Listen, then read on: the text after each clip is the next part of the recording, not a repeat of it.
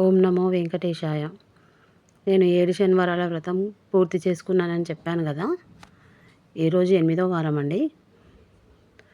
8వ వారానికి మధ్యలో గ్రహణం వచ్చినందువల్ల నేను ఈరోజు దేవుల పటాలన్నీ శుభ్రం చేసుకొని అలంకరణతోనే మొత్తం పూజ అంతా కంప్లీట్ చేసుకుంటున్నా.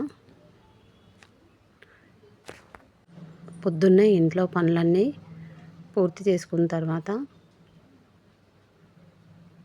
దేవుని అలంకరణలన్నీ చేసుకొని వెంకటేశ్వర స్వామికి 8వ వారం వడ్డీ వారం చేసుకుందాము ఇంకా హాయిగా.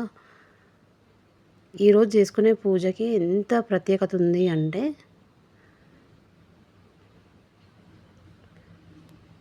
సంతోషంతో ఎంత తృప్తిగా చేసుకున్నానో నేను ఈరోజు.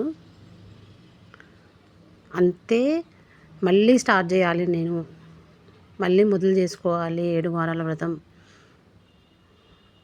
అన్న ఆలోచనతో మళ్ళీ ఎప్పుడు స్టార్ట్ చేయాలన్న ఆలోచనతో కూడా చేస్తున్నానండి. అదొకటి ఉండిపోయింది నాకు మనసులో. 7 వారాలు నాతో స్వామివారు ఎట్లా చేయించుకున్నారు ఏంది అనేది నేను చెప్పినా కదా. ఎన్నో సందేహాలతో చేసుకున్నా, ఎన్నో బాధలతో చేసుకున్నా. నేను అవుతుందా కాదా, నాకు ఎట్లాంటి ఫలితాలు వస్తాయి అని చెప్పేసి అట్లా కూడా నేను కొంచెం ప్రతి వారం ఏదో ఒక డౌట్తో చేసుకుంటుండే. కానీ ఈసారి మాత్రం ఈ 8వ వారం మాత్రం చాలా నమ్మకంగా చేసుకున్నానండి. స్వామివారిని పూజించుకుంటే ఎంత ఫలితం ఉంటుంది అనేది ఇంకా అప్పుడు ఆ రోజు నుంచి నేను తెలుసుకున్నా. నేను అనుమానాలన్నీ పక్కకు పెట్టుకున్నాను. ఎట్లా అంటే అట్లా ఎట్లయినా సరే చేసేసుకోవాలి ఇంకా అన్నట్టు మళ్ళీ స్టార్ట్ చేద్దామని అనుకుంటున్నా. కానీ ఇంకొక 2 వారాలు వదిలేసాను. తర్వాత నెక్స్ట్ మంత్ మళ్ళీ స్టార్ట్ చేద్దాం అనుకుంటున్నాను నేను. ఎందుకంటే మనిషి జీవితంలో ఎన్నో కష్టాలు ఉంటాయి, ఎన్నో తీరని కోరికలు ఉంటాయి. ఆ కోరికలన్నీ తీరాలంటే కొంచెం టైం పడుతుంది కదండి. ఒక్కటేసారి అన్నీ రావాలంటే రాలేవు. ఏ కష్టమైనా తొందరగా తీరాలంటే తీరలేదు. అందుకనే కొంచెం ఓపికగా చేసుకుంటూ ఓపికగా నేను ప్రయత్నం చేద్దామని అనుకుంటున్నాను. పూజలు చేయగానే అయిపోతుందా, మనం ఏం చేయొద్దా అన్న సందేహం కూడా అందరికీ ఉంటుంది. మేము చాలా ప్రయత్నాలు కూడా చేస్తున్నామండి. మాకు ఎలా అయితే మేము అన్నిటి నుంచి మేము పక్కకు తప్పుకోవాలో ఆ విధంగా కూడా మేము ప్రయత్నం చేస్తున్నాము. జరుగుతున్నాయి కొన్ని పనులు దేవుడి దయ వల్ల. స్వామివారు మాకు అంత శక్తిని కూడా ఇస్తున్నారు. తొందరలోనే నేను మాకు ఇంకా ఏమేమి ఫలితాలు వచ్చినాయి అనేది కూడా నేను చెప్తాను. కానీ 7 శనివారాల వ్రతం చేసుకునేటప్పుడు ముందు నుండే నేను ఫస్ట్ అనుకుంది ఏంటి అంటే, ఆర్థికంగా నేను స్థిరపడాలి అంటే 7 శనివారాల వ్రతం నేను చేసుకోవాల్సిందే అని ఖచ్చితంగా నేను అనుకున్నాను నా మనసులో. కానీ చేద్దాము అని అనుకోలేదు. నిజం చెప్పాలంటే ఏందో అసలు మళ్ళీ తప్పులు ఏమైనా జరిగిపోతే ఏమన్న భయం అయితే చాలా వరకు ఉండండి. తర్వాత ఏమైందంటే మా ఫ్రెండ్ ఉంటుంది, నాకు ఒక చాలా క్లోజ్ ఫ్రెండ్ ఉంటుంది. ఆమె అందనమాట, లేదు చేసుకుందాం, మనము ఇద్దరం ఒకే వారం స్టార్ట్ చేద్దాము. మాకు ఇంటి దగ్గరలోనే వెంకటేశ్వర స్వామి గుడి, పెద్ద గుడి ఉంటుందండి, చాలా బాగుంటుంది. అక్కడికి అసలు చాలా వారాలు నేను తిరిగినాను, 7 వారాలు తిరిగినాను. అక్కడ పద్ధతులు పాటించుకుంటూ చేసుకున్నాను. ఆ విషయం ముందే జరిగిపోయింది అవన్నీ. అయితే ఏమనుకున్నామంటే ఖాళీ ఇంట్లో పిండి దీపాలు వెలిగించుకొని వెళ్ళి అక్కడ స్వామివారి దర్శనం చేసుకుందాము అని అనుకున్నాము. అట్లా ఒక 3 వీక్స్ అనుకున్నాం. కానీ ఆమె ముందుకు రావట్లేదు, ఆమె ఇంట్లో పరిస్థితుల ప్రభావం. ఇంకా నేను సరేలే స్టార్ట్ చేసేసాను నేను అని చెప్పేసి నేను స్టార్ట్ చేసేసిన. కానీ ఇంకా స్టార్ట్ చేయలేదు. ఈ వారం స్టార్ట్ చేసిందామా. అట్లా దర్శనం చేసుకొని వచ్చేద్దాము అని అనుకున్న దాన్ని నేను 7 శనివారాల వ్రతం మొత్తం పూర్తిగా కంప్లీట్ చేసుకునేసరికి మా ఫ్రెండే ఆశ్చర్యపోయింది. బాగా చేసుకున్నావు నువ్వు, అన్నీ కంప్లీట్ అయిపోయింది అని చెప్పి ఆమె అనుకుంది.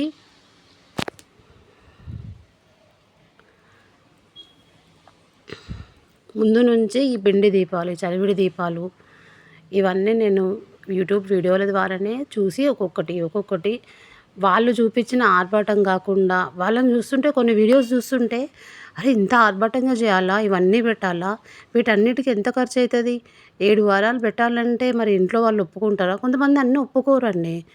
అన్నీ వేయరు. ఏంది ఇంత ఖర్చు, ఏం చేస్తున్నావు నువ్వు, అసలు మనం చేయంది ఏమన్నా అవుతుందా, కష్టపడితేనే అవుతుంది అది ఇది అని చెప్పి మాట్లాడే వాళ్ళు అందరి ఇళ్ళల్లో ఉంటారు, ఒక్కరి ఇళ్ళల్లో కాదు. ఎందుకు ఇవన్నీ అవసరమా అని అంటారు. కొంతమంది భక్తి ఉన్న వాళ్ళు అది వేరు. కొంచెం భక్తి తక్కువ ఉన్న వాళ్ళు ఏంది ఇవన్నీ చేయడం మనకు అవసరమా, ఇవన్నీ చేస్తే జరుగుతాయా, కష్టపడాలి అది ఇది అని చెప్పి మాట్లాడతారు. కానీ దేవుని అనుగ్రహం కూడా ఉండాలి. అది వాళ్ళకి తెలియాల్సింది, మనం చెప్పాల్సింది కూడా ఇదే మాట. దేవుడి అనుగ్రహం కూడా ఉండాలి. కష్టపడతాం కరెక్టే, కానీ దేవుని అనుగ్రహం లేకపోతే ఏది కాదని కూడా మనం ఇంట్లో చెప్పుకొని స్టార్ట్ చేసుకోవాలి. నేను అట్లనే చేసుకున్నా.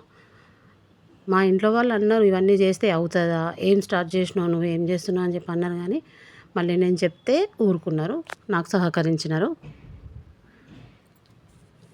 అట్లా చేసుకొని పెట్టుకోవాలన్నట్టే నేను అనుకున్నాను, ఖాళీ పిండి దీపాలతో చేసుకుందాము అని చెప్పేసి. కానీ ఒక్కొక్క వీడియో చూసుకుంటూ చేసుకుంటూ నాకు అనుకూలంగా ఉండేది, నా శక్తి సరిపోయేంతనే నేను చేసుకోవాలని స్టార్ట్ చేసినాను.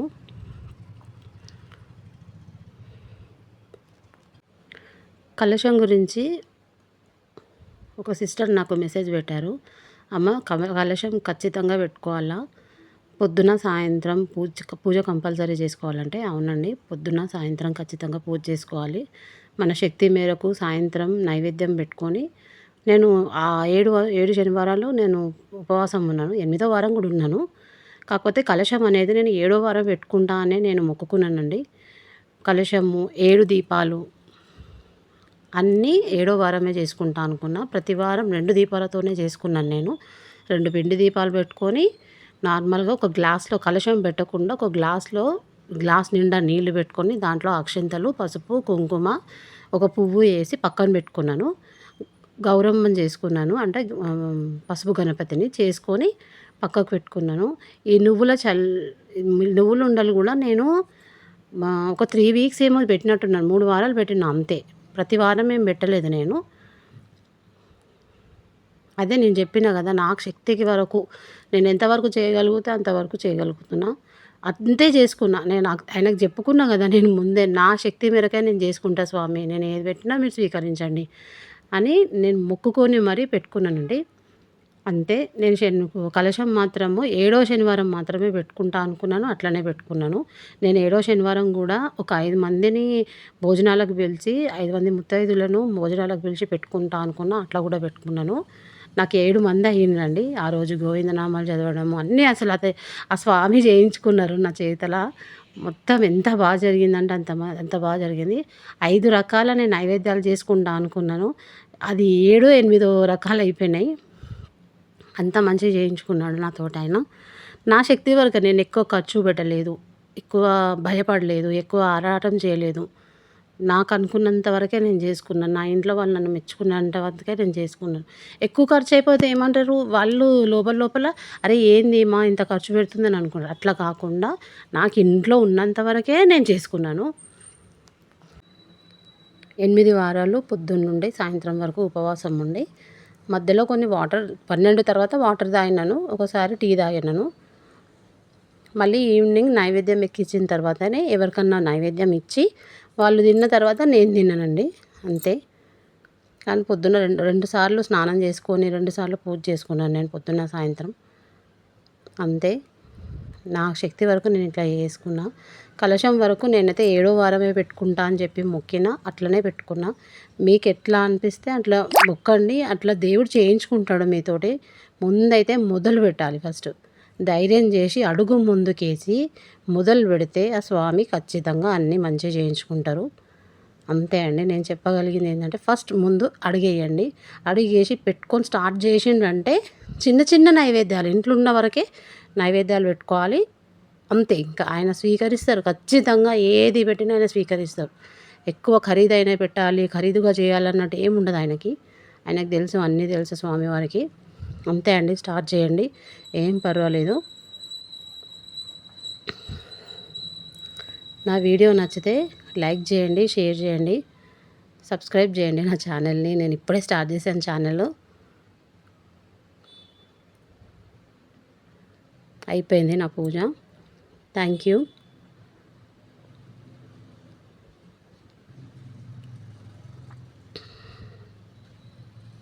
ఓం నమో వెంకటేశాయ.